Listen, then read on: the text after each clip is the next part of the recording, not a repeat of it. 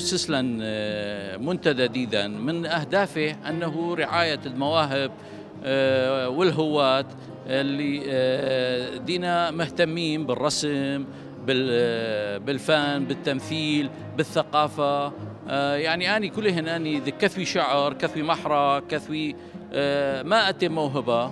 هذا 5 أهداف المنتدى لي، وإديو هذا معرض يعني ضمن تحقيق 5 داني أهداف.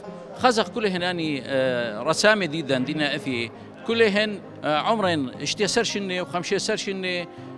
فمعناه هذا اني رسامين ديدن بداينا بعد مشوارين دا رسم، ومتأمل أنه هذا معرض تشجيع دغدلين أنه المستمر بهذه موهبة، وبخزيتون دا لو حادتين حقيقة يعني إنتاجات كلش خلينا. ولهذا دائما اطمئن أنه أخني برطلي الليبن اطمئن أنه إيثن حركة بالفن التشكيلي من خلال اني جوانقي. طبعا يثين غيرن حيل بتصلن بقاون انه دمشقي، بس لكن يثيهم متاخرين.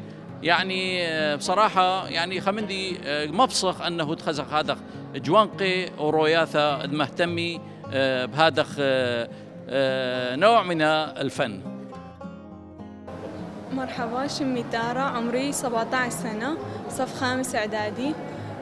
كاجب لي درسمن، هوايتي رسم وعزف، ويلب لي رسم أول شي يعني بدائية كنوق رسمن بيثة، وبعدين نزل لي دورة بيث نهرين يلب لن وودلن معرض، ويعني رسم لي هم لوحات وكل من دي. وطبعا أمي خلص له يعني تولي هم كمر سنة هذا من دي هلمد من طيلة هذا خبش لي باش بالرسم.